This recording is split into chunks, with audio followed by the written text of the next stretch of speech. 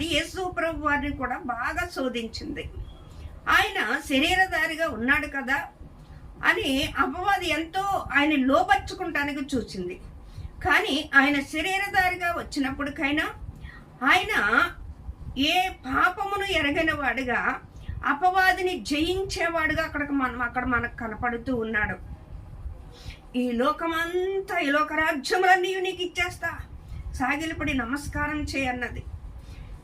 నువ్వు దేవుని కుమారుడు అయితే ఈ రాళ్లను రొట్టెలుగా చేసుకుని నువ్వు తిను అన్నది. ఎన్ని రీతిలుగా అపవాది శోధించినప్పటికైనాను అపవాదిని అక్కడ జయించిన వాడుగా ఉన్నాడు.